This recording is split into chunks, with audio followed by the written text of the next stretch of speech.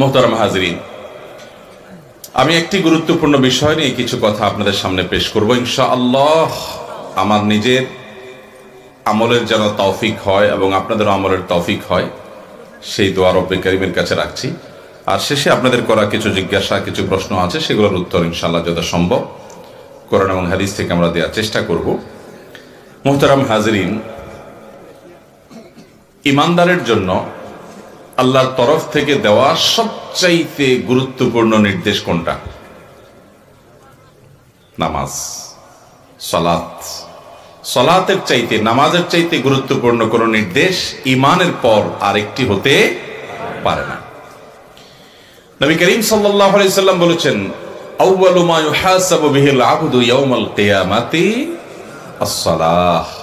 কিয়ামতের দিন আমাদের এই দুনিয়ার জীবনের প্রতিটি বিষয় সম্পর্কে আল্লাহ তাআলা হিসাবদিহি করবেন, জবাবদিহি করবেন। প্রতিটি বিষয় সম্পর্কে, আমাদের যৌবন, আমাদের জীবন, আমাদের সম্পদ, আমাদের অবসর, আমাদের অর্থ, আমাদের শ্রম, আমাদের চিন্তা, আমাদের বিশ্বাস, আমাদের ধ্যান ধারণা, আমাদের সবকিছু সম্পর্কে আল্লাহ রাব্বুল আলামিন আমাদেরকে কিয়ামতের ময়দানে জিজ্ঞাসাবাদ করবেন।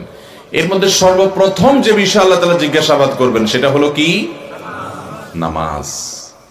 নবী করিম সাল্লাল্লাহু আলাইহি সাল্লাম বলেছেন, যার নামাজের হিসাবটা সে ঠিকঠাক মতো দিতে পারবে, আল্লাহ রাব্বুল আলামিন যখন নামাজের হিসাব দিয়ে শুরু করবেন, এই শুরুটা যখন সে ঠিকঠাক মতো দিতে পারবে, দেখা যাবে তার নামাজের হিসাবে খুব বেশি ঘাপলা নাই, মোটামুটি চলার মতো।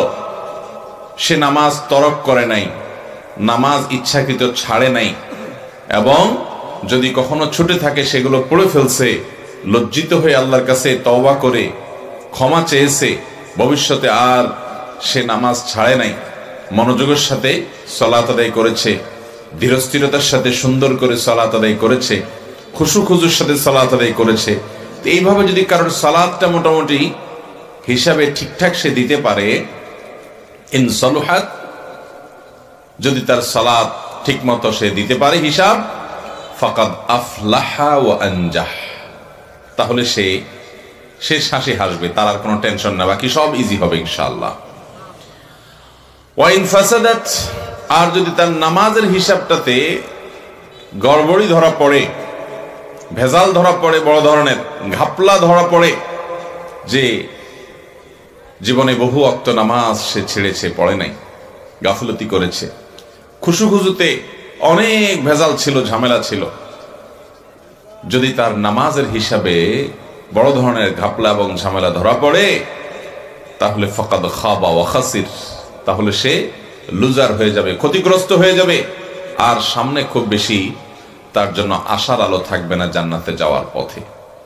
এই জন্য ভাইরা আমার, একজন ইমানদার তার জীবনে যে আমলটিকে সবচাইতে সুন্দর করার জন্য বেশি চেষ্টা করবে, তার নাম কি? নামাজ। যার নামাজ যত সুন্দর হবে, আল্লাহ তাআলার প্রিয় বান্দা সে তত বেশি হবে, সে তত উপর আফার ক্লাসের মুত্তাকি হতে পারবে। আর যার নামাজ যত নিম্নমানের হবে, নামাজের মধ্যে খুশু খুশু যার যত কম হবে, সে মুত্তাকি হিসাবে তত সাধারণ মানের এবং নিম্নমানের হবে। আমাদের নবী করিম সাল্লাল্লাহু আলাইহি ওয়াসাল্লাম তার সালাতের যে সৌন্দর্য ছিল, তার যে রুকু সেজদা ছিল, তার যে দাঁড়িয়ে কেরাত পড়ার সৌন্দর্য ছিল, ধীরস্থিরতা ছিল, ভাব গাম্ভীর্য ছিল, আম্মা জান আয়েশা রাদিয়াল্লাহু তাআলা আনহা তিনি বলেছেন, লা তাসআল আন হুসনিহিন্না ওয়া তুলিহিন্না। নবীজির সালাতের রুকু, সিজদা, কওমা, দাঁড়ানো, বৈঠক, প্রতিটা আমল, প্রতিটা রুকুনের যে সৌন্দর্য ছিল, যে দৈর্ঘ্য ছিল, যে সময় নিয়ে তিনি করতেন, আর বলো না সেগুলোর কথা, কি সুন্দর ছিল, কি দীর্ঘ ছিল।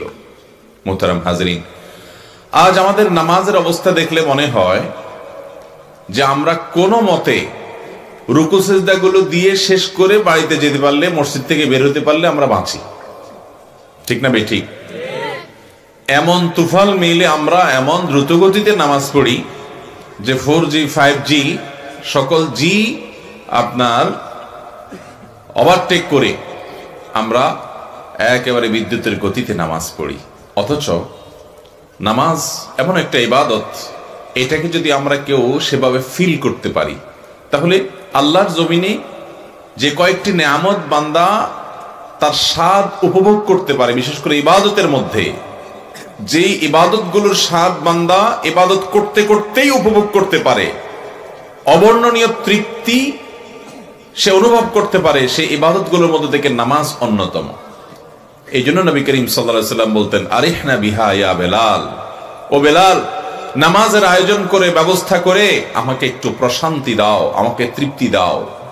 আমাদের কাছে নামাজটা বোঝা লাগে, আর নবী করিম সাল্লাল্লাহু আলাইহি ওয়াসাল্লামের কাছে সালাতটা ছিল তৃপ্তির মাধ্যম।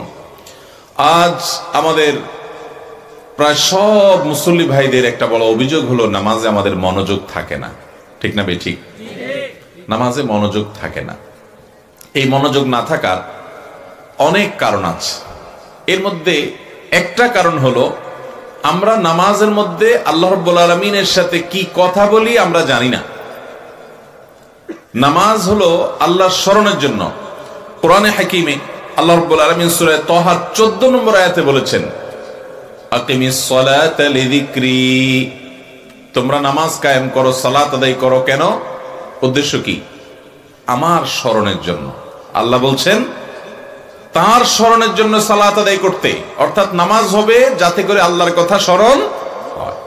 আর আমাদের অবস্থা হলো, গোটা নামাজ জুড়ে স্মরণ হয় না এমন কেউ নেই দুনিয়াতে আল্লাহ ছাড়া।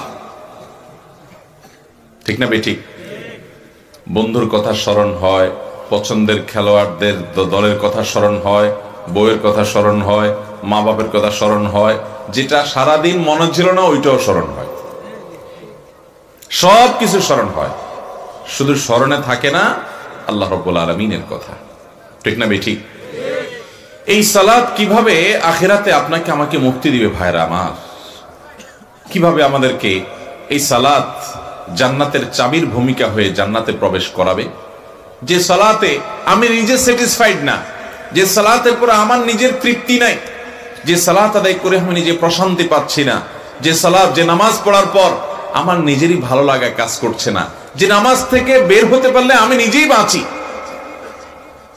ভাইরা আমার, সেই নামাজ কিভাবে কিয়ামতের ময়দানে ভয়াবহতম দিনে আল্লাহর পাকড়াও থেকে আমাদেরকে রক্ষা করবে? অতএব নামাজ সুন্দর করার দরকার আছে না নাই? যেদিন আপনার সালাত আদায় করার পর আপনার মধ্যে তৃপ্তি এবং এক ধরনের অবর্ণনীয় স্বাদ এবং আপনার ভালো লাগা কাজ করবে, সেদিন আপনি নিজের সালাতের ব্যাপারে কিছুটা হলো আল্লাহ শুকরিয়া আদায় করতে পারবেন যে আলহামদুলিল্লাহ আমার সালাতের মান ভালোর দিকে যাচ্ছে। আমরা চেষ্টা করব তো ইনশাআল্লাহ। কিয়ামতের আলামত সময়ের মধ্যে থেকে একটি আলামত হলো, মসজিদ ভর্তি মুসল্লি থাকবে কিন্তু কারোর ভেতর খুশু খুজু থাকবে না, সবাই তুফান মিল হুলস্থুল নামাজ পড়বে। ভাইরা আমার, দুনিয়ার কোন রাজা বাদশাহ, দুনিয়ার কোন গুরুত্বপূর্ণ ব্যক্তি, তার কাছে গেলে আমরা খুব ঠান্ডা মাথায়, খুব সুন্দর করে, খুব ধীরস্থিরতার সাথে, খুব মনোযোগের সাথে তার সাথে কথা বলি, শ্রদ্ধার সাথে কথাগুলো নিবেদন করি, এরপরে তার মজলিস থেকে, তার অফিস থেকে আমরা বের হয়ে আসি। আমরা আহকামুল হাকিমিন রব্বুল আলামিনের দরবারে যখন দাঁড়াই প্রতিদিন 5 বার করে, এই দাঁড়ানোর পর আল্লাহ তাআলার সাথে যখন আমরা কথোপকথন হয় সালাতের মধ্যে, পুরো নামাজের মধ্যে কিন্তু আল্লাহর সাথে কথা হয় ভাই, আমরা অনেকে জানি না। পুরো নামাজটা হলো আল্লাহর সাথে কি কথোপকথন। বুখারী মুসলিম এক যুগে বর্ণনা করেছে, আনাস ইবনে মালিক রাদিয়াল্লাহু তাআলা বর্ণনা করেছেন, নবী করিম সাল্লাল্লাহু আলাইহি ওয়াসাল্লাম বলেছেন, ইন্না আহাদাকুম ইযা কামা ফি সালাতিহি ফাইন্নাহু ইউনাজি রাব্বাহ, তোমাদের কেউ যখন নামাজে দাঁড়ায় সে কিন্তু তার রবের সাথে কথা বলে। নামাজে দাঁড়ালে সে কার সাথে কথা বলে? রবের সাথে কথা বলে। ভাইরা আমার, কিভাবে রবের সাথে কথা বলে সে বিষয়টি আজকে বোঝানোর চেষ্টা করব। নামাজের শুরু থেকে শেষ পর্যন্ত কিভাবে আপনার আমার রব, আমাদের মালিকের সাথে আমাদের প্রতিটা রকমে কথা হয় ভাই। কত দুর্ভাগা, কত কপাল পোড়া, কত হতভাগা আমরা, কতটা পাপিষ্ঠ অপরাধী হলে, গুনাহগার হলে রবের সাথে প্রতিদিন 5 বার আমাদের কথা হয়, মুনাজাত হয়, কানাঘুষা হয়, রবকে আমরা বলি, রব পাল্টা জবাব দেন, কথোপকথন হয়, কনভারসেশন হয়, কিন্তু সে ফিলিংস আমাদের নাই, আমরা জানিও না।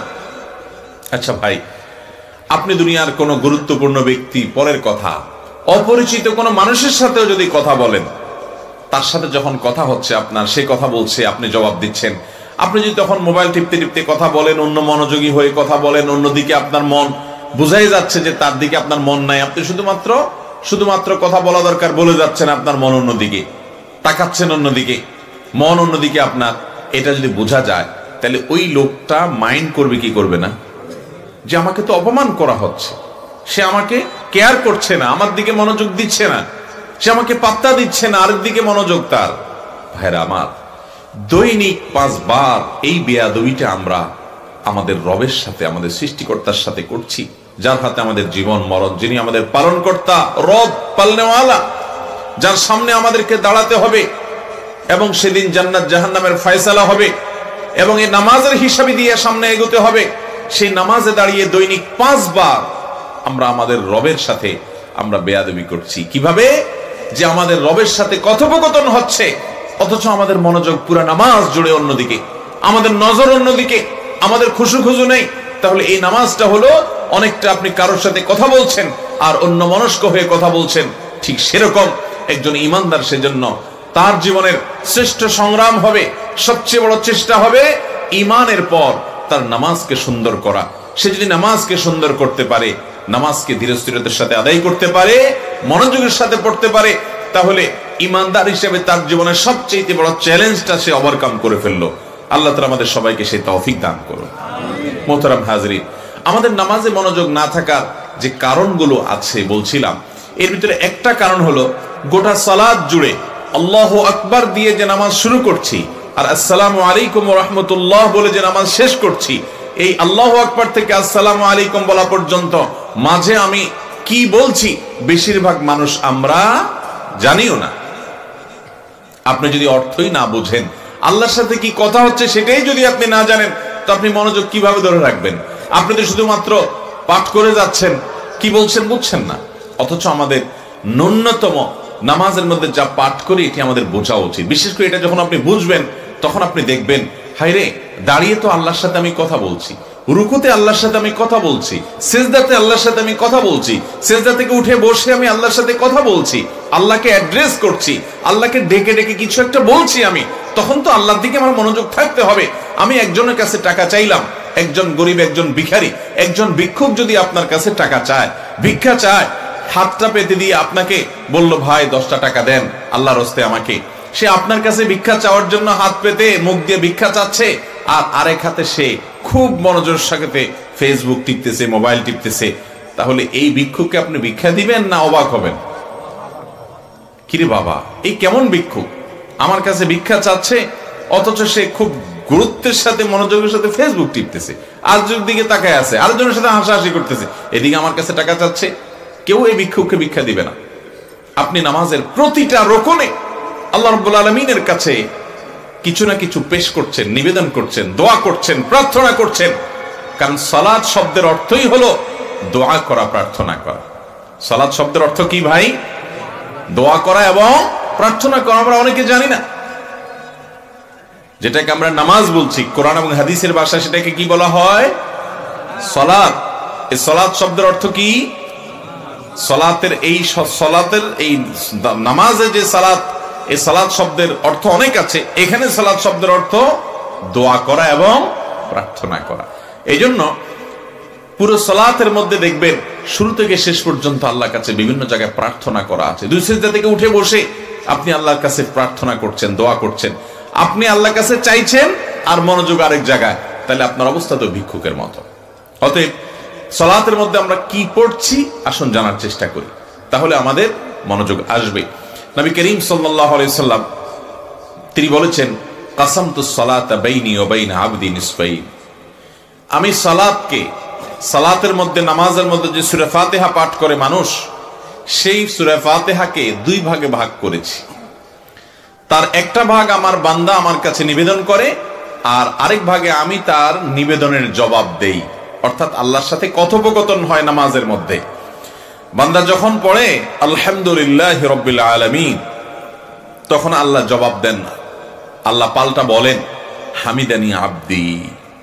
বান্দা যখন বলে আর রহমানির রহিম, তখন আল্লাহ বলেন আসনা আলাইয়া আব্দি। বান্দা যখন বলে মালিক ইয়াউমিদ্দিন, তখন আল্লাহ বলে মাজ্জাদানি আব্দি। যখন বান্দা বলে ইয়্যাকা না'বুদু ওয়া ইয়্যাকা নাস্তাঈন, তখন আল্লাহ বলেন হাযা লিআবদি, হাযা বাইনি ওয়া বাইনা আবদি ওয়া লিআবদি মা সাআল। এরপরে শেষের আয়াত যখন পাঠ করি তখন আল্লাহ তাআলা একই জবাব দেন। তাহলে আমরা আয়াত তেলাওয়াত করছি, আল্লাহ আমাদের কথার পরিবর্তে বিপরীতে আল্লাহ তাআলা একটা জবাব দেন। কিন্তু আল্লাহর জবাব নেওয়া তো পরের কথা, আমরা যে পড়ে যাচ্ছি আমাদের হুজদিস নেই, মন্ত্রের মতো হুলস্থুল করে সূরা ফাতিহা পড়ে শেষ করে চলে যাচ্ছি, আল্লাহর কথা আমাদের মনে থাকছে না। অথচ আমাদের উদ্দেশ্যটাই হলো আল্লাহর স্মরণ। আকিমিস সালাতা লিযিকরি, আমার স্মরণের জন্য সালাত আদায় করো। সেখানে আল্লাহর স্মরণে যদি না থাকে কিসের সালাত, কিসের নামাজ? এটা আল্লাহ তাআলা আমাদেরকে আল্লাহর স্মরণ হয় সেরকম প্রাণবন্ত সালাত আদায় করার তৌফিক দান করুন। ইখলাসটা আমরা অনেক সময় বেশি পড়ি, এবং সূরা ইখলাসকে নবী করিম সাল্লাল্লাহু আলাইহি ওয়াসাল্লাম, সাহাবায়ে কেরাম অনেক বেশি পছন্দ করতেন। কুল হুয়াল্লাহ সূরা, এটাকে পছন্দ করার কারণে অনেক সাহাবীকে নবী সাল্লাল্লাহু আলাইহি ওয়াসাল্লাম বলেছেন, এর মহব্বতের কারণে এই সূরাকে তুমি পছন্দ করো, এই কারণে তুমি জান্নাতে যাবে। অর্থাৎ এই নিয়ামতটি আল্লাহ তাআলার কাছে অনেক বেশি পছন্দ, এই ইবাদতটি আল্লাহর কাছে অনেক পছন্দ যে তুমি এই সূরাকে পছন্দ করো। এই সূরা পছন্দের কারণ কি? কোরআনে কারীমের একমাত্র সূরা, সূরা ইখলাস হলো গোটা কোরআনের একমাত্র সূরা। এই সূরার সাবজেক্টই হলেন স্বয়ং আল্লাহ রাব্বুল আলামিন।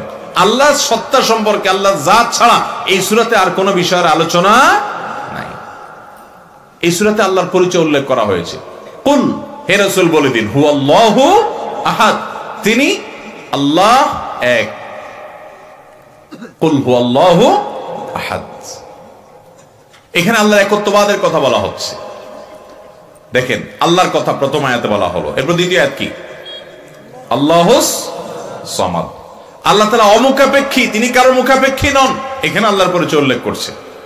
এরপর তৃতীয় আয়াত লাম ইয়ালিদ ওয়া লাম ইউলাদ, যিনি কাউকে জন্ম দেননি এবং তাকেও কেউ জন্ম দেয়নি। ওয়া লাম ইয়াকুল লাহু কুফুয়ান আহাদ, এবং তার সমকক্ষ, তার সমান আর কেউ নাই। দেখেন, আল্লাহর কিন্তু আপনি এখানে অর্থ বর্ণনা করছেন, আল্লাহর পরিচয় উল্লেখ করছেন। কুল হুয়াল্লাহু আহাদ, বলুন যে তিনি আল্লাহ এক, আল্লাহুস সামাদ, তিনি আল্লাহ অমুখাপেক্ষী। আল্লাযী লাম ইয়ালিদ ওয়া লাম ইউলাদ, যিনি কাউকে জন্ম দেননি, তাকে কেউ জন্ম দেয়নি। ওয়া লাম ইয়াকুল লাহু কুফুয়ান আহাদ, তার সমকক্ষ কেউ নেই। তাহলে দাঁড়িয়ে আপনি সূরা ফাতিহা কি বলছেন, সূরা ইখলাসে কি বলছেন, সূরা কাফরুনে কি বলছেন, এছাড়া আরো যে সূরাগুলো বেশি বেশি পড়েন এগুলোর তরজমা অর্থ আপনি দেখে নেবেন, এবং নামাজের ভিতরে ওই মনের অর্থটা স্মরণ করে করে সালাত আদায় করার চেষ্টা করবেন। দানো সবচেয়ে বড়, রোকনটা শেষ। এরপর আসেন আল্লাহু আকবার বলে আপনি রুকুতে যান। রুকুতে যে আপনি কি বলেন? সুবহানা রাব্বিয়াল আযীম, আমার মহান রবের পবিত্রতা বর্ণনা করছি। সুবহানা রব্বি মানে আমার রব, হে আমার রব, আমার রবের, মহান রবের পবিত্রতা আমি বর্ণনা করছি। আপনি এটা বারবার বলতে থাকেন, বারবার বলতে থাকেন। রুকুতে আরো তাসবিহ আছে, আমরা জানি না, ওই একটাই ভালো করে পড়া হয় না, জানবো কোত্থেকে। নবী করিম সাল্লাল্লাহু আলাইহি ওয়াসাল্লাম রুকুতে কখনো কখনো বলতেন সুবহানাকাল্লাহুম্মা রাব্বানা ওয়া বিহামদিকা আল্লাহুম্মা ফিরলি, হে আল্লাহ আপনার পবিত্রতা বর্ণনা করছি, আপনার পবিত্রতা বর্ণনা করছি, আপনি আমার রব, এবং আপনার প্রশংসা করছি, আপনি আমাকে মাফ করে দেন। রুকুর তাসবিহ এটা, আল্লাহর কাছে দোয়াও আছে এখানে। নবী সাল্লাল্লাহু আলাইহি ওয়াসাল্লাম কখনো কখনো এটা পড়তেন, কখনো কখনো পড়তেন সুবহানাদিল জাবারুতি ওয়াল মালাকুতি ওয়াল কিবরিয়া ওয়াল আযমা। কখনো কখনো নবী সাল্লাল্লাহু আলাইহি ওয়াসাল্লাম আরো দোয়া আছে, আরো তাসবিহ আছে, জিকির আছে, যেগুলো রুকুতে পেশ করতেন। তো আমরা একটাই জানি সুবহানা রাব্বিয়াল আযীম, এটাও ধীরস্থির ভাবে পড়তে হবে। অনেকে দেখবেন এটা পড়ে, কেমনে পড়ে? এমন হুলস্থুল ভাবে পড়ে, সুবহান রাব্বিয়াল আযীম, সুবহান রাব্বিয়াল আযীম, সুবহান রাব্বিয়াল আযীম। আপনি কি বলছেন নিজেই আপনি টের পাচ্ছেন না। আল্লাহর প্রশংসা করছেন, আপনি কোন নেতার সামনে গিয়ে, তার অফিসে গিয়ে, এমপি সাহেবের অফিসে গিয়া আপনি যদি এমপি সাহেবকে বলেন, এমপি সাহেব আপনার চরিত্র ফুলের মতো পবিত্র, আপনার চরিত্র ফুলের মতো পবিত্র, বলবে কি মাথা ঠিক আছে? আরে আমার প্রশংসা করতেছে, এটা কেন, কোন ধরনের প্রশংসা করতেছে? সুন্দর করে বলো, নেতা সাহেবের চরিত্র ফুলের মতো পবিত্র। আপনি আস্তে ধীরে বললে তখন নেতা সাহেব খুশি হবে, ঠিক না? কিন্তু আপনি যদি বলেন যে নেতা সাহেব আপনার চরিত্র ফুলের মতো পবিত্র, আপনার চরিত্র ফুলের মতো পবিত্র, বলবে কি ব্যাপার, পাগল হয়ে গেছে নাকি? এত হুলস্থুল করলে তোমার বলতে বলছে কেডা? ভাইরা আমার, সেখানে রব্বে কারীমের সামনে আপনি আমি তাসবিহ নিবেদন করছি, তার পবিত্রতা জ্ঞাপন করছি। আর নেতার চরিত্র ফুলের মতো না গোবরের মতো, ওইটা আপনি নিজেও জানেন না, পাম্পটে দিতেছেন। কিন্তু আপনি আপনার রবের যে প্রশংসা করছেন, সেখানে তো পবিত্রতার ব্যাপারে কোনো সন্দেহ। তাহলে ওই নেতাকে এত সুন্দর করে বলতে পারেন, আপনার রবের সামনে আপনি সুন্দর করে বলতে পারেন না, কি জবাব হবে কিয়ামতের ময়দানে? কয়দিন যে রুকুতে সুবহান রাব্বিয়াল আযীম মুহাব্বতের সাথে আস্তে আস্তে করেছেন, সুবহান রাব্বিয়াল আযীম, সুবহান রাব্বিয়াল আযীম, সুবহান রাব্বিয়াল আযীম, কয়দিন করেছেন ভাই? চেষ্টা করব তো ইনশাআল্লাহ, আস্তে আস্তে ধীরে স্থিরতার সাথে। নামাজের রাকাতের সংখ্যা বাড়ানোর দরকার নাই ভাই। ফরজ নামাজের পর সুন্নতে মুআক্কাদা নামাজ পড়লেন, নফল পড়তে নাই বা পারলেন, অসুবিধা নাই, কিন্তু ধীরে ধীরে পড়েন। সংখ্যা বাড়ায়া লাভ নাই যদি আপনার কোয়ালিটি নষ্ট হয়। কোয়ালিটি ঠিক রাখেন, আল্লাহ তাআলার কাছে হুলুস্তুল মার্কা নামাজের কোনো দাম হবে না। খুব ধীরে ধীরে পড়তে হবে। এরপরে রুকু থেকে তাসবিহ শেষ করার পর আপনি দাঁড়াবেন, কি বলে উঠবেন? সামি আল্লাহু লিমান হামিদা। এর অর্থ যে আল্লাহর প্রশংসা করে আল্লাহ কিন্তু এটা শুনতে পান, আল্লাহ সেটা শুনতে পান। সামি আল্লাহু লিমান হামিদা, যে আল্লাহর প্রশংসা করে আল্লাহ তাআলা সে শুনতে পান। এটা বলতে বলতে আপনি রুকু থেকে উঠতেছেন, এবং এটা বলে যখন রুকু থেকে উঠলেন তারপরে আপনি সাথে সাথে আল্লাহর প্রশংসা করে দিচ্ছেন, রব্বানা লাকাল হামদ। অনেক হাদিসে আসছে রব্বানা ওয়া লাকাল হামদ, দুইটা বিশুদ্ধ হাদিসে আসছে রব্বানা ওয়া লাকাল হামদ বা রব্বানা লাকাল হামদ। আমি উঠার সময় বলছি যে আল্লাহর প্রশংসা কেউ করলে আল্লাহ কিন্তু শুনতে পান। সাথে সাথে আমি আবার বলে দিলাম, হে আমার রব, আপনার প্রশংসা আমি জ্ঞাপন করছি। ওই যে আল্লাহ প্রশংসা শুনতে পান, এই জন্য আমি সাথে সাথে নিজে প্রশংসা করে দিলাম, আল্লাহ শুনলেন। এরপরে আরেকটা বাক্য আছে, আমরা বেশিরভাগ লোক জানি না। রব্বানা লাকাল হামদের পরে কি আছে বলেন তো? মাশাআল্লাহ মাশাআল্লাহ। কক্সবাজারের মানুষ তো অনেক জানেন মাশাআল্লাহ, দেখা যাচ্ছে বেশিরভাগ মানুষ আমাদের দেশে জানেন না। রব্বানা লাকাল হামদ হামদান কাসীরান তাইয়িবান মুবারাকান ফীহ। এক সাহাবী নামাজের পেছনে, নবী করিম সাল্লাল্লাহু আলাইহি ওয়াসাল্লাম পেছনে, উনি যখন সামি আল্লাহু লিমান হামিদা বলছেন, সবাই রব্বানা লাকাল হামদ বললেন। এক সাহাবী এটা বলে উঠছে, হামদান কাসীরান তাইয়িবান মুবারাকান ফীহ। নবী সাল্লাল্লাহু আলাইহি ওয়াসাল্লাম বললেন নামাজের পরে, কে এটা পড়ছো? এখন যিনি পড়ছে উনি আর ভয় কিছু যে আমি ভুল টুল করলাম নি কোনো।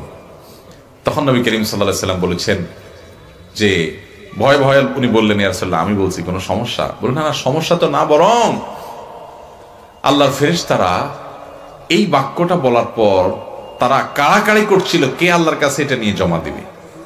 এত বেশি ফজিলতপূর্ণ মর্যাদাপূর্ণ একটা ইবাদত তুমি করেছো। এই জন্য ভাইরা, রুকু থেকে উঠেই হুলস্থুল করে দৌড় দিবেন না। অনেকে তো এমন ভাবে রুকু সিজদা করে ভাই, হাবভাব এরকম যে বাসায় যদি আসতে আসতে রাস্তাঘাটে দাঁড়ায় দাঁড়ায় সূরা কেরাত গুলো পড়ে ফেলান যাইতো, শুধু মসজিদে আইসা রুকু সিজদা গুলো মেরে দিয়ে চলে যাওয়া যেত, তাহলে সবচেয়ে ভালো হইতো। এটা বোঝা যায় কেমনে জানেন? মনে করেন আল্লাহু আকবার বলে হাত বাঁধলো, তুফান মেল সূরা ফাতিহা পড়ে ফেললো, কি পড়লো নিজেও টের পাইলো না, আরেকটা সূরা মেরে ফেললো তাও টের পাইলো না। অনেক সময় যদি নামাজের পর জিজ্ঞাসা করেন, আপনি নিজেকে জিজ্ঞাসা করেন, মনে করার চেষ্টা করেন কোন সূরা পড়ছি আজকে, বলতে পারবেন না, খবর নাই। চিন্তা করেন, এরপরে আপনি রুকুতে যাচ্ছেন, অনেকে দেখবেন সূরা এখনো শেষ হয় নাই, পড়তেছে ছোট একটা সূরা, তাও এখনো শেষ হয় নাই, ওই শেষের দিকে এক আয়াত পড়ে পড়তে পড়তে রুকুতে চলে যাচ্ছে, মানে বাকিটা পথে পথে পড়তেছে। আছে না নাই? রুকুতে গিয়া সুবহান রাব্বিয়াল আযীম সুবহান রাব্বিয়াল আযীম দুইবার বলছে, তৃতীয়বার সে উঠতে উঠতে পথে পথে পড়তেছে। এই নামাজ নিয়ে আল্লাহর সামনে কিভাবে যাবেন ভাই? কি কাজে আসবে সালাত? এক ব্যক্তি এরকম নামাজ পড়ছে, নবী সাল্লাল্লাহু আলাইহি ওয়াসাল্লাম ডেকে বলছেন এদিকে আসো।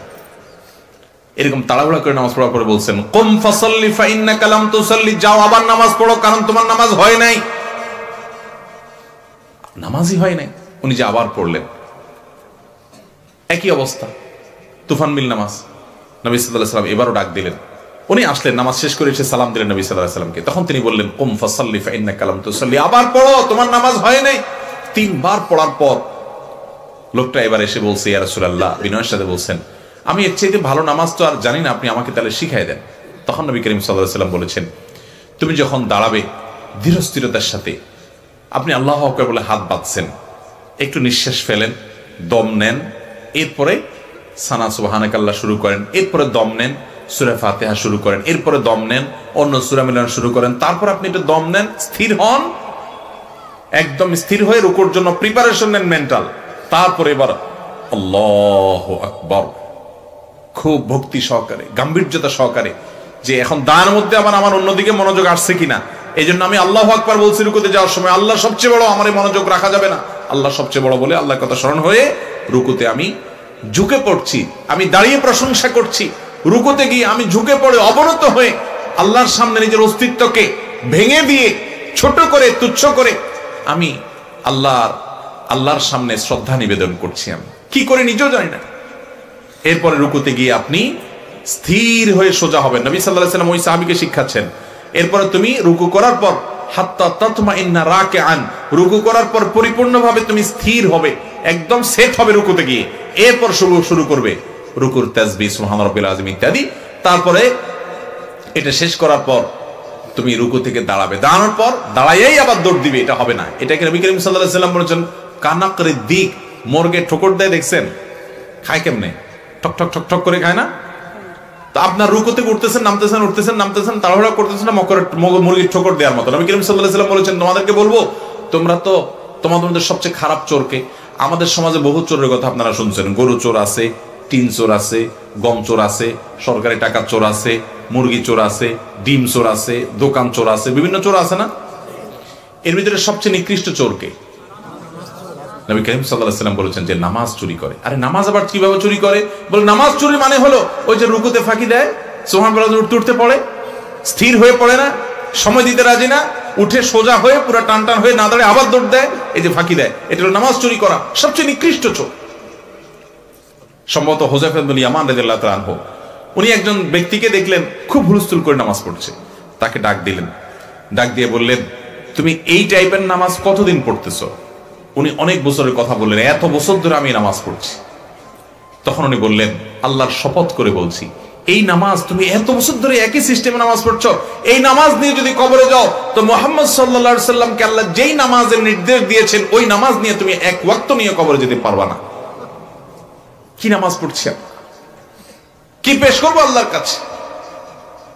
মসজিদে আমি প্রায় সময় তাকায় দেখি ডানে বামে, আমি একটু তাড়াহুড়া স্বভাবের মানুষ, আমার কথাবার্তা একটু তাড়াহুড়া করে বলি, কিন্তু তারপর আমি দেখি যে বেশিরভাগ মুসল্লিরা আমার আগে আগেই নামাজ শেষ। আমার তো স্বভাবটাই তাড়াহুড়া, তারপরও দেখি যে না আমিও ফেল করে যাই, পারি না। এবং যেদিন আমি একটু তুলনামূলক ভাবে তাড়াহুড়া করে পড়ি, আল্লাহ মাফ করুন, সেদিনও দেখি যে আমি সবার শেষ, মানে আমার আগে সবাই শেষ, মসজিদ খালি। ভাইরা আমার, এই নামাজ নিয়ে আল্লাহর সামনে দাঁড়ানো যাবে না। ওই সাহাবীকে নবী সাল্লাল্লাহু আলাইহি ওয়াসাল্লাম শিখিয়ে দিয়েছেন আস্তে আস্তে করতে হবে। অতএব রুকুতে যাবেন স্থির হয়ে আল্লাহু আকবার, গাম্ভীর্যতার সাথে বলবেন আল্লাহু, বলেন আল্লাহু আকবার, আল্লাহ সবচেয়ে বড়। আপনি রুকুতে যাচ্ছেন এটা বলতে বলতে মানে কি? মানে হলো আমার অন্য কোনো মনোযোগ, ওই যে শুরুতে আল্লাহু আকবার দিয়ে শুরু করছি, কোনো মনোযোগ নাই আমার, সব কিছু বাদ। এখন আল্লাহকে, আল্লাহর বড়ত্বকে স্বীকৃতি দিয়ে আমি আল্লাহর স্মরণের জন্য প্রবেশ করছি। প্রশংসা করলেন, গুণকীর্তন করলেন, তাসবিহ পেশ করলেন, দোয়া পড়লেন, সানা পড়লেন, সূরা মিলাইলেন। এখন আবার এই লম্বা দাঁড়ানোর মধ্যে আবার শয়তান ওই এদিকে সেদিকে আপনার মন নিয়ে গেছে কিনা, আবার নিজেকে স্মরণ করান যে আমি কিন্তু নামাজে আছি, আল্লাহু আকবার। দোকানের দিকে মন গেছে না, দোকান বড় না, ব্যবসা বড় না, রাজনীতি বড় না, দুনিয়া বড় না, স্বামী স্ত্রীর কোনো ইস্যু, দুনিয়ার কোনো ইস্যু বড় না, আল্লাহ সবচেয়ে বড়, এটা বলে আপনি রুকুতে যাচ্ছেন। তাহলে আপনি আবার রিনিউ করলেন আল্লাহর বড়ত্বের কথাকে, রিনিউ করে মনোযোগ দিয়ে রুকুতে গেলেন। এরপর সুবহান রাব্বিয়াল আযীম আস্তে আস্তে পড়েন। ভাইরা আমার, আল্লাহর শপথ করে বলছি, ধীরে ধীরে নামাজ পড়ার যে স্বাদ, আপনি এক কাজ করেন না, কালকে আপনি পরীক্ষামূলক ভাবে 2 রাকাত নামাজ 10 মিনিট টাইম নিয়ে একটু পড়ে দেখেন। আমি শপথ করে বলছি আপনার জীবনে এক ভিন্ন রকমের স্বাদ পাবেন। চেষ্টা করবেন তো ইনশাআল্লাহ? 2 রাকাত নামাজ পড়বেন মিনিমাম 10 মিনিট সময় নিয়ে, খুব আস্তে আস্তে আলহামদুলিল্লাহ রাব্বিল আলামিন আর রহমানির রহিম মালিকি ইয়াউমিদ্দিন, অর্থের দিক খেয়াল করে করে বলবেন। এবং আপনি মনে রাখবেন, আপনি আয়াত বলে শেষ করার সাথে সাথে আপনার রব আপনাকে জবাব দিচ্ছেন, কথা হচ্ছে আপনার সাথে। ইয়্যাকা না'বুদু ওয়া ইয়্যাকা নাস্তাইন, সূরা ফাতিহা পড়লেন, সূরা মিলালেন, এরপরে সূরা মিলানোর পরে হুলস্থুল করে দৌড় না, আস্তে আস্তে রুকুতে গেলেন, রুকুতে গিয়ে পিঠ মাথা থেকে কোমর পর্যন্ত বরাবর সোজা করলেন, টান টান করলেন, করে এবার আপনি তাসবিহ পেশ করেন সুবহান রাব্বিয়াল আযীম, খুব ধীরে ধীরে সুবহান রাব্বিয়াল আযীম, সুবহান রাব্বিয়াল আযীম। ভাইরা, এরকম যদি আপনি মিনিমাম 3 বারও পড়েন, তারপরও তো আপনার কত সেকেন্ড সময় লাগবে। আর আমাদের তো রুকুতে যাইতে দেরি, উঠতে দেরি নাই। ওই যে পথে পথে পড়ে ফেলে, বাপকানা এমন যে দোয়া দূরত রাস্তাঘাটে পড়ে আসতে পারলে আরো ভালো হইত। আহা, আচ্ছা ভাই, রুকু থেকে আমরা উঠলাম, সামি আল্লাহু লিমান হামিদা, আল্লাহ শুনেন যে তার প্রশংসা করে। রব্বানা ওয়ালাকাল হামদ, হে আমাদের রব আপনার জন্য প্রশংসা জ্ঞাপন করছি। হামদান কাসীরান তাইয়িবান মুবারাকান ফি, এমন প্রশংসা যেটা অনেক প্রশংসা এবং যেটা পবিত্র এবং বরকতময়, সেই প্রশংসা আপনার জ্ঞাপন করছি আল্লাহ। এটা আমরা রুকু থেকে উঠে নিবেদন করলাম। কতক্ষণ লাগবে এতগুলো কথা বলতে? আস্তে আস্তে যদি বলেন। নবী করিম সাল্লাল্লাহু আলাইহি ওয়াসাল্লাম রুকুতে যে পরিমাণ সময় দিতেন, রুকু থেকে উঠার পর কারিবাম মিনার রুকু, রুকুতে যত সময় থাকতেন প্রায় তার কাছাকাছি সময় দাঁড়া অপেক্ষা করতেন। আমাদের বেশিরভাগ মুসল্লি অবস্থা হলো রুকু থেকে উঠেই আবার দৌড় দেই। ভালো করে মাসআলা শুনে রাখেন, রুকু থেকে উঠে সোজা হয়ে টান হয়ে যদি অপেক্ষা না করেন এক তাসবিহ পরিমাণ, বা সোজা হয়ে যদি আপনি না দাঁড়ান, তাহলে সেক্ষেত্রে আপনার নামাজই হবে না। এরকম জটিল একটা ব্যাপার ভাইরা আমার। এরপরে আমরা চলে গেলাম সিজদায়। আল্লাহু আকবার। ওই যে রুকু থেকে উঠলাম তো, এখন আবার আল্লাহর কথা, আল্লাহর বড়ত্বের কথা, যে এর মধ্যে আবার অন্যদিকে মনোযোগ গেল কিনা, আবার রিনিউ করতেছি না। আল্লাহ সবচেয়ে বড়। আমি আগে দাঁড়িয়ে আল্লাহ প্রশংসা করেছি। দেখেন আপনি ভক্তিটা বোঝার চেষ্টা করেন, নামাজে আমরা কি করি একটু বোঝার চেষ্টা করেন ভাই। দাঁড়িয়ে আপনি আল্লাহর প্রশংসা করছেন, করতে করতে করতে আপনি আবেগে আপ্লুত হয়ে গেছেন। আল্লাহর প্রশংসা করে, গুণকীর্তন করে যে আল্লাহর কাছে আমার যেতে হবে, আমার জাহান্নাম থেকে মুক্তি যার উপরে, যার ফয়সালার উপর নির্ভর করে, তার প্রশংসা করে, কত নেয়ামত দিয়ে তিনি আমাকে রেখেছেন, তার প্রশংসা করে, তার গুণকীর্তন করে, দাঁড়িয়ে দাঁড়িয়ে গুণকীর্তন করতে করতে আমার মধ্যে আবেগ চলে আসছে। আমি এবার রুকুতে চলে গেলাম, দাঁড়িয়ে আর প্রশংসা করতে পারছি না, এবার আমি রুকুতে গিয়ে আল্লাহর পবিত্র বর্ণনা করছি, অর্থাৎ দাঁড়ানো থেকে অবনত হয়ে যাচ্ছি। আমরা দেখেন না অনেক সময় কারোর কাছে আপনি আবেগে, শ্রদ্ধায়, আপনার মা, আপনার বাবা বা আপনার শ্রদ্ধার কেউ হয়তো কোনো ভুল করেছেন বা কিছু করেছেন, বা তার প্রতি আপনি আবেগ ভালোবাসা নিবেদন করছেন। ভালোবাসার শুরুতে একটা অবস্থা থাকে, হয়তো আপনি সামনে যে দাঁড়িয়ে দাঁড়িয়ে কাঁদেন, এরপর আস্তে করে বসে যান, এরপরে পাওয়াটা ধরে ফেলেন, এভাবে স্টেপে স্টেপে সামনে আগায় না মানুষ। তো নামাজের মধ্যে আপনি দাঁড়িয়ে আল্লাহর প্রশংসা জ্ঞাপন করছেন, তাসবিহ বর্ণনা করছেন, এরপর একটা পর্যায়ে আপনার আবেগের মাত্রা বেড়ে যায়। এবার আপনি আর দাঁড়িয়ে থাকতে পারছেন না, এবার রুকুতে গিয়ে আল্লাহু আকবার বলে নিজের শরীরটাকে অবনত করে দিয়ে, ভেঙে দিয়ে, তুচ্ছ করে নিজেকে আপনি আল্লাহর তাসবিহ পেশ করছেন। এরপরে আবেগ আরো বাড়লো, এবার দাঁড়িয়ে সোজা হয়ে এবার একেবারে পুরো মাটিতে লুটিয়ে পড়ে আপনি সিজদা নিবেদন করছেন, আল্লাহু আকবার বলে সিজদা চলে যাচ্ছেন। সেখানে গিয়ে বলছেন, কি বলছেন? সুবহান রাব্বিয়াল আলা, আমার সবচেয়ে বড় মহান রব, তার পবিত্রতা বর্ণনা করছি। এখানে নবী সাল্লাল্লাহু আলাইহি ওয়াসাল্লাম আর কিছু দোয়া আছে, সুবহানাকাল্লাহুম্মা রাব্বানা ওয়া বিহামদিকা আল্লাহুম্মা ইগফিরলি, হে আমার রব আপনার পবিত্রতা বর্ণনা করছি, আপনার প্রশংসা জ্ঞাপন করছি, আপনি আমাকে মাফ করে দেন। সিজদায় নবী সাল্লাল্লাহু আলাইহি ওয়াসাল্লাম দোয়া করতেন। এবং আপনারা জানেন সহিহ মুসলিমের হাদিসে আসছে, নবী করিম সাল্লাল্লাহু আলাইহি ওয়াসাল্লাম বলেছেন, বান্দা আল্লাহর সবচেয়ে কাছে যেতে পারে কখন জানেন? সিজদা গেলে সবচেয়ে কাছে যেতে পারে। আপনি যদি চান একেবারে আল্লাহর সবচেয়ে কাছাকাছি গিয়ে আমার মনের কিছু কথা বলবো, তো আপনি সাধারণ দোয়া করেন না, সিজদা লুটায় পড়েন। শেখ আয়েজ আল কারনি, সৌদি আরবের বড় বিশ্ববিখ্যাত স্কলার, তিনি বলেছেন আসমানের দরজা, আরশে আজিমের যাওয়ার দরজা কোথায় জানেন? ওই রকেট দিয়ে যাইতে পারবেন না। আরশে আজিমের যাওয়ার দরজা হলো নিচে মাটিতে, অর্থাৎ সিজদায়। আপনি এখানে সিজদা দিলে এটা আরশে আজিমে পৌঁছে যায়, আল্লাহ সবচেয়ে কাছাকাছি যেতে পারে বান্দা, দোয়া করার জায়গা। এই জন্য সিজদাতে ভক্তি সহকারে, ভালোবাসা সহকারে তাসবিহ নিবেদন করেন, আস্তে আস্তে সুবহান রাব্বিয়াল আলা 3 বার। এরপরে উঠে বসেন আল্লাহু আকবার। আল্লাহু আকবার করে বসার পর এখানে একটা দোয়া আছে, বলতে পারেন আপনারা? বলেন তো।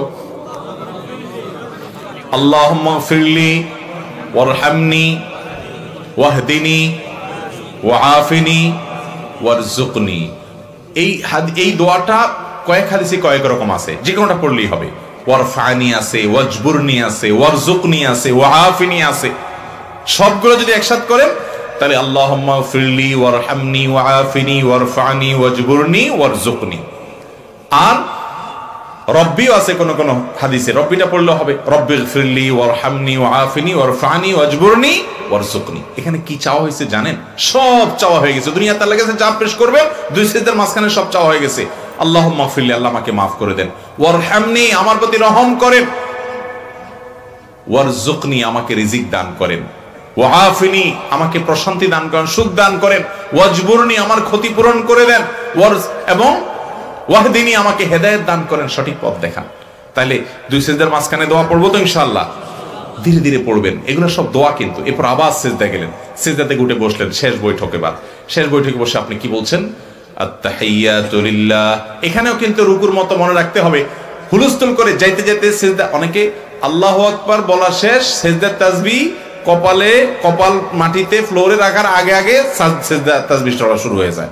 আবার উঠার সময় উঠারটা উঠতে উঠতে শুরু করে, অর্থাৎ পথে পথে 2 তাসবিহ সেরে ফেলে, আর সেজদা গিয়ে 1 তাসবিহ দেয়। আছে না এরকম শর্টকাট নামাজি ভাইরা আমার? সেজদা গিয়ে স্থির হবেন, তারপরে এবার শুরু করবেন। এভাবে যদি পড়েন অটোমেটিক আপনার 4 রাকাত নামাজে না হইলেও 10 মিনিট সময় লেগে যাবে। আল্লাহ আমাকে আপনাকে এরকম সুন্দর নামাজ পড়ার তৌফিক দান করেন। ভাইরা আমার, আমি আবারও বলছি, এই পদ্ধতিতে যেভাবে বলছি আপনি ধীরে ধীরে নামাজ পড়ে 4 রাকাত নামাজ পড়ার পর আপনার নিজের ভিতরে একটা ফিলিংস হবে। দেখেন, খেয়াল করেন যে অনুভূতিটা হবে, এই অনুভূতিটা অবর্ণনীয় থাকবে। আপনি আর এই নামাজ ছাড়তে চাইবেন না। চেষ্টা করবেন তো ইনশাআল্লাহ? তাহলে সেজদা গিয়ে আপনি তাসবিহ পড়লে এখন উঠে বসলেন, শেষ বৈঠক। আত-তাহিয়াতু লিল্লাহ ওয়াস-সালাওয়াত ওয়াত-তাইয়্যিবাত, সকল মৌখিক ইবাদত, সকল শারীরিক ইবাদত মুখ দিয়ে উচ্চারণ করে আল্লাহর যে ইবাদত করা যায়, শরীর দিয়ে হাত পাও দিয়ে যে আল্লাহর ইবাদত করা যায়, এবং ওয়াত-তাইয়্যিবাত, আর্থিক টাকা পয়সা খরচ করে যত ইবাদত করা যায়, এই সবগুলো কার জন্য? আল্লাহর জন্য। কোনো পীর সাহেবের জন্য না, কোনো মাজারের জন্য না, কোনো ব্যক্তির জন্য না। এগুলো সবগুলো কার জন্য নিবেদন করছি? আল্লাহর জন্য। তাওহীদবাদী মুসলমান। আত-তাহিয়াতু লিল্লাহ ওয়াস-সালাওয়াত ওয়াত-তাইয়্যিবাত। আসসালামু আলাইকা আইয়ুহান নাবিয়্যু, হে রাসূল, আপনার প্রতি আল্লাহর শান্তি বর্ষিত হোক। আসসালামু আলাইনা, এবং আমাদের প্রতি শান্তি বর্ষিত হোক। ওয়া আলা ইবাদিল্লাহিস সালিহিন, এবং আল্লাহর সকল নেককার বান্দাদের উপর শান্তি বর্ষিত হোক। আসসালামু আলাইনা ওয়া আলা ইবাদিল্লাহিস সালিহিন। এরপরে কি? আশহাদু আল্লা ইলাহা ইল্লাল্লাহ, আমি সাক্ষ্য দিচ্ছি, আমি সাক্ষ্য দিচ্ছি আল্লাহ ছাড়া সত্যিকারের কোনো মাবুদ নাই, ইবাদতের উপযুক্ত আর কেউ নাই, এটা সাক্ষ্য আমি দিচ্ছি। ওয়া আশহাদু আন্না মুহাম্মাদান আবদুহু ওয়া রাসূলুহু, এবং আমি আরো সাক্ষ্য দিচ্ছি যে মুহাম্মদ তিনি আল্লাহর গোলাম এবং রাসূল। এরপর আপনি দুরূদ পড়তেছেন, আসল মহব্বতের জিনিসটা। আল্লাহুম্মা সাল্লি আলা মুহাম্মাদ, আল্লাহ আপনি রহমত নাজিল করেন মুহাম্মদের উপরে, কারণ তার মাধ্যমে আমরা হেদায়েত পেয়েছি, জান্নাতের পথ পেয়েছি। আল্লাহুম্মা সাল্লি আলা মুহাম্মাদ, আল্লাহ মুহাম্মাদের উপর আপনি রহমত নাজিল করেন। ওয়া আলা আলি মুহাম্মাদ, তার পরিবারের উপর রহমত নাজিল করেন। কামা সাল্লাইতা আলা ইব্রাহিম, যেমন আপনি রহমত নাজিল করেছেন আপনার নবী ইব্রাহিমের উপরে। ওয়া আলা আলি ইব্রাহিম, এবং তার পরিবারের উপরে অনেক বরকত দিয়েছেন, এজন্য তাদের বংশে নবী রাসূল হয়েছে। আমার নবীর প্রতি এবং তার পরিবারের প্রতি আপনি রহমত নাজিল করেন। ইন্নাকা হামিদুম মাজিদ, কারণ আপনি প্রশংসিত এবং আপনি মর্যাদাবান, আপনি মর্যাদার অধিকারী, প্রশংসার অধিকারী। এরপর আল্লাহুম্মা বারিক আলা মুহাম্মাদ, আল্লাহ মুহাম্মাদের উপর আপনি বরকত দেন, কল্যাণ দেন। ওয়া আলা আলি মুহাম্মাদ, এবং তার পরিবারের প্রতি আপনি বরকত দান করেন। কামা বারাকতা আলা ইব্রাহিম, যেমন বরকত দিয়েছেন আল্লাহ আপনার নবী ইব্রাহিমের প্রতি। ওয়া আলা আলি ইব্রাহিম, এবং তার পরিবারের প্রতি। তারপর ইন্নাকা হামিদুম মাজিদ, নিশ্চয় আপনি প্রশংসা এবং মর্যাদার অধিকারী। এরপর আসেন আসলটা, সর্বশেষ ফিনিশিং। এটা আমরা বেশি মানুষ জানি না। পুরো নামাজে মনোযোগ রাখতে না পারেন, এই জায়গায় আপনার মনোযোগ আসতেই হবে। সেটা কি? কারণ আপনি এখন নামাজের শেষ বৈঠকে সালামের আগে দোয়া কবুল হয়। বুখারীর হাদিসে আসছে, নবী সাল্লাল্লাহু আলাইহি ওয়াসাল্লাম বলেছেন, সুম্মা লিয়াতাখায়্যার মিনাদ দুআই মা শা, নামাজের শেষ বৈঠকে আত্তাহিয়াত এবং দুরূদ পড়ার পর বান্দা যেন তার মনের সব চাওয়া পেশ করে। অবশ্য দোয়া মাসুরা হতে হবে, হাদিসে বর্ণিত দোয়া হতে হবে, এটা যেন সে আল্লাহর কাছে পেশ করে। আমরা দোয়া মাসুরা একটা জানি, অথচ এখানে নবী সাল্লাল্লাহু আলাইহি ওয়াসাল্লাম আরো দোয়া পড়তেন। যেটা আমরা জানি সেটা তর্জমা করি, কি পড়ি আমরা সেটা জানার চেষ্টা করি। আল্লাহুম্মা ইন্নী যালামতু, মানে কি বলেন? আহা, আল্লাহ আমি নিজের প্রতি নিজে জুলুম করেছি, আল্লাহ আমি অবিচার করছি, কত পাপ কত অপরাধ করছি, আল্লাহ এগুলার শাস্তি যদি আপনি আমাকে দেন, এটা ভোগ করার ক্ষমতা আমার। দুনিয়াতে যদি পাকড়াও করেন আমি শেষ, আল্লাহ জাহান্নামের যে বিবরণ আপনার কোরআন থেকে জেনেছি, নবীর হাদিস থেকে জেনেছি, আল্লাহ সেখানে মরণও হবে না, মানুষ মরতে চাইলেও মরতে পারবে না, শেষ শুধু কষ্ট ভোগ করতে থাকবে জাহান্নামে। আল্লাহুম্মা ইন্নী যালামতু নাফসি, আল্লাহ নিজের প্রতি নিজে অনেক অবিচার করছি। এই নামাজে পড়লাম, আল্লাহ এই নামাজের মধ্যে অনেক অবিচার করলাম, মনটা ধরে রাখতে পারি নাই, তাড়াহুড়া করছি, কত ত্রুটি করছি, আল্লাহ আল্লাহুম্মা ইন্নী যালামতু নাফসি, হে আল্লাহ আমি নিজের প্রতি নিজে জুলুম করেছি, আল্লাহ আল্লাহুম্মা ইন্নী যালামতু নাফসি। এরপরে কি? জুলমান কাসীরা, অল্প স্বল্প জুলুম না, আল্লাহ অনেক জুলুম, নিজের পায়ে নিজে কুড়াল মারছে, আল্লাহ অনেক মারছে।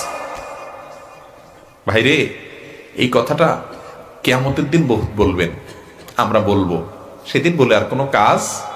এই জন্য আগে ভাগে একটু মনোযোগ দিয়া বলেন, মন্ত্রের মতো পড়ে চলে যায় না, আল্লাহুম্মা ইন্নী যালামতু নাফসি যুলমান কাসীরা। সেদিন যখন জাহান্নাম দেখবেন, সেদিন যখন আযাব দেখবেন, সেদিন যখন সমস্ত পরিণতি দেখবেন, সেদিন চিৎকার করে বলবেন, আল্লাহ আমি অনেক অন্যায় করে ফেলেছি, আমি সরি। লাভ নাই সেদিন আর বলে।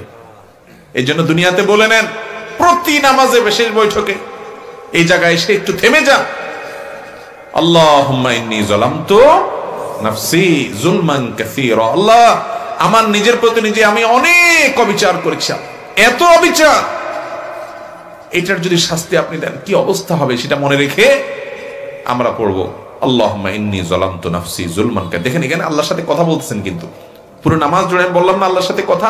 আল্লাহুম্মা মানে কি? হে আল্লাহ। আল্লাহুম্মা মানে কি? হে আল্লাহ। এখানে কিন্তু আল্লাহকে ডাকতেছেন, আপনি আল্লাহকে অ্যাড্রেস করছেন, আল্লাহকে সম্বোধন করছেন, আর আপনার মনোযোগ দিয়ে অন্যদিক থাকে, তাহলে কত বড় অভদ্রতা হয় এটা। আল্লাহুম্মা ইন্নী যালামতু নাফসি, ও আল্লাহ আমি নিজের ভিতরে নিজে জুলুম করছি। তাহলে আল্লাহর দিকে মনোযোগ দিতে হবে, আল্লাহর দিকে মাইন্ড নিতে হবে। যুলমান কাসীরা, তারপর কি? ওয়ালা ইয়াগফিরুয যুনুবা ইল্লা আনত। আর পাপাচার যত অপরাধ আমি করছি এগুলো আপনি ছাড়া কেউ মাফ করার ক্ষমতা কারোর ক্ষমতা নাই। দুনিয়াতে দালাল দিয়া, মামু দিয়া, খালু দিয়া বহুত পার হওয়ার রাস্তা আছে, কিন্তু মালিকের কাছে মাপ মালিক না করলে কোনো মামু খালু দিয়া পাওয়া যাবে। ওয়ালা ইয়াগফিরুয যুনুবা ইল্লা আনত। আল্লাহ আমার অনেক পাপ অপরাধ আমি করেছি, এই নামাজটা পড়তে গিয়ে কত ভুল ভাল করে বসে আছি, কত অবিচার করছি, আপনার প্রতি অশ্রদ্ধা হয়, সেরকম অন্য মনস্ক হয়ে নামাজ পড়েছি আল্লাহ, এটা আল্লাহ আপনার প্রতি অশ্রদ্ধা হয়। আপনার সাথে কথা বলছি, মনোযোগ আমার অন্যদিকে, কত জুলুম আমি করেছি, পুরো নামাজ জুড়ে কত কিছু হয়েছে। ওয়ালা ইয়াগফিরুয যুনুবা ইল্লা আনতা, আমার এই পাপাচার গুলো আপনি ছাড়া কেউ মাফ করতে পারেন না। ফাগফিরলি, অতএব এবার আসল কথা এবার, অতএব ফাগফিরলি, আল্লাহ আমাকে মাফ করে দেন। মাগফিরাতাম মিন ইনদিক, আপনার নিজে থেকে আপনি মাফ করে দেন। ফাগফিরলি মাগফিরাতাম মিন ইনদিক ওয়ারহামনি, এবং আমার প্রতি আপনি রহম করেন, একটু মায়া করেন আল্লাহ। ইন্নাকা আনতাল গফুরুর রহিম, কারণ আপনি ক্ষমাশীল, আপনি বলেছেন, আপনি দয়ালু, আপনি বলেছেন, অতএব আপনি আমাকে মাফ করে দেন, আমার প্রতি দয়া করেন। এই জায়গায় নবী করিম সাল্লাল্লাহু আলাইহি ওয়াসাল্লাম আরেকটা দোয়া পড়তেন, আল্লাহুম্মা ইন্নী আউযু বিকা মিন আযাবিন নার। আল্লাহ আমি আপনার কাছে জাহান্নামের আযাব থেকে পানাহ চাই, ওয়া আযাবিল কবর, কবরের আযাব থেকে পানাহ চাই, ওয়া আউযু বিকা মিন ফিতনাতিল মাহইয়া ওয়াল মামাত, জীবন এবং মরণের যত ফিতনা আছে, বিভ্রান্তি আছে, ধোঁয়াশা আছে, ঈমান নষ্ট হয়, মানুষ বিপথে চলে যায়, সেগুলো থেকে আমি পানাহ চাই। ওয়া আউযু বিকা মিন ফিতনাতি মাসিহিল দাজ্জাল, এবং দাজ্জালের ফিতনা যখন আসবে, যদি আমি বেঁচে থাকি, সেটা থেকে যেন আমি পানাহ পাই। সেই ফিতনা দেখে অনেকে বেঈমান হয়ে যাবে, তাকে আল্লাহ মনে করে ঈমান হারা হয়ে যাবে, ধোঁয়াশা পড়ে যাবে, আমাকে আপনি সে সময় হেফাজত করেন। এই দোয়া শেষ করলেন, এরপর আপনি সালাম দিচ্ছেন, আসসালামু আলাইকুম ওয়া রাহমাতুল্লাহ, তোমাদের প্রতি আল্লাহর রহমত এবং সালাম বর্ষিত হোক, আসসালামু আলাইকুম ওয়া রাহমাতুল্লাহ আপনি বললেন। পরিপূর্ণভাবে কাঁধের দিকে ফিরে, একদম পুরো ঘাড় ফিরিয়ে, তারপর আসসালামু আলাইকুম ওয়া রাহমাতুল্লাহ, আবার ঘাড়ে ফিরিয়ে আসসালামু আলাইকুম ওয়া রাহমাতুল্লাহ বললেন। নামাজ শেষ। নামাজ শেষ করার পর নবী করিম সাল্লাল্লাহু আলাইহি ওয়াসাল্লাম 3 বার ইস্তিগফার পড়তেন। কি পড়তেন? আস্তাগফিরুল্লাহ, আস্তাগফিরুল্লাহ, আস্তাগফিরুল্লাহ। আচ্ছা বলেন তো, আস্তাগফিরুল্লাহর মানে কি? এটার অর্থ কি? আল্লাহর কাছে ক্ষমা চাই। তো এতক্ষণ ধরে কি পাপ করছে যে এখন ক্ষমা চাবে? কিরে ভাই, পাপের কাজ, অপরাধের কাজের পরে না মানুষ ক্ষমা চায়, কিন্তু পড়লেন নামাজ ভালো কাজ, এখন আলহামদুলিল্লাহ না পড়বেন, কিন্তু আপনি ক্ষমা চাচ্ছেন কেন? কারণ নামাজের ভিতরে বহুত ভুল ত্রুটি, ওই যে মনোযোগ নষ্ট হয়ে গেছে, তাড়াহুড়া করে ফেলেছি, এই জন্য আল্লাহর কাছে ক্ষমা চাচ্ছি। আস্তাগফিরুল্লাহ, আস্তাগফিরুল্লাহ, আস্তাগফিরুল্লাহ। এরপরে অন্যান্য দোয়া দুরূদ পড়তে হবে। অতএব এই নামাজের শুরু থেকে শেষ পর্যন্ত সালাতে আমরা কি বলি, আমি অর্থটা শুধু বলার চেষ্টা করলাম, আমার একবার বলাতে আপনাদের মুখস্থ হয়ে যাবে না, কিন্তু আপনারা সবাই নামাজে যে দোয়া দুরূদ পড়েন, যে সূরা কেরাত পড়েন, যে তাসবিহ এবং তাকবীর উচ্চারণ করেন, এগুলো সবগুলোর অর্থ মুখস্থ করবেন তো ইনশাআল্লাহ? এগুলো আপনি অনলাইনে পেয়ে যাবেন, আপনি মুখস্থ করার চেষ্টা করেন। এগুলো মুখস্থ করলে কি হবে, আপনি কি বলছেন সেটার অর্থ বুঝবেন, অর্থের দিকে তাকায় তাকায় পড়লে আপনার মনোযোগটা ধরে রাখতে পারবেন। আপনি যদি কিছুই না বুঝেন, আপনি মনোযোগ ধরাটা কঠিন হবে। যদিও নামাজে মনোযোগ ধরে রাখার জন্য আরো অনেকগুলো ডিউটি আছে, একটা ডিউটি শুধু আজকে বললাম, আবার কোন মাহফিলে ইনশাআল্লাহ অন্য আরেকটা ডিউটি কথা বলবো। রব্বে কারীমের কাছে, আরশে আজিমের মালিকের কাছে নিবেদন করি, আল্লাহ আমরা গুনাহগার বান্দা, তুমি আমাদেরকে সেরকম নামাজ পড়ার তৌফিক দাও যে নামাজ তোমার রাসূল পড়েছেন। তোমার সাহাবীরা পড়েছেন, তোমার প্রিয় বান্দারা পড়েছেন। আল্লাহ, সেই নামাজটা পড়ার তৌফিক আমরা চাই। আল্লাহ যেন আমাদের সেরকম সালাত আদায় করার তৌফিক দান করেন, যে সালাতে আমাদের জীবন যাবে, মনোযোগ যাবে না, যে সালাতের সাথে আমরা তাড়াহুড়া করবো না। ভাই, সব জায়গায় তাড়াহুড়া চলে না। প্রধানমন্ত্রীর সাথে সাক্ষাৎ করতে গিয়ে, প্রেসিডেন্টের সাথে সাক্ষাৎ করতে গিয়ে যদি হুলস্থুল করেন, অসৌজন্যমূলক কোনো আচরণ করেন, তাহলে আপনার খবর থাকতে পারে, বিপদ হতে পারে। আরশে আজিমের মালিকের সাথে দৈনিক 5 বার সালাতে গিয়ে হক নষ্ট করছি। আল্লাহ তাআলা আমাদেরকে সঠিক সুন্দরভাবে সালাত আদায় করার তৌফিক দান করুন। চেষ্টা করব তো ইনশাআল্লাহ। আল্লাহ রাব্বুল আলামিন আপনাকে আমাকে আমাদের নামাজগুলোকে মরার আগে ঠিকঠাক করে নিয়ে যাওয়ার তৌফিক দান করেন।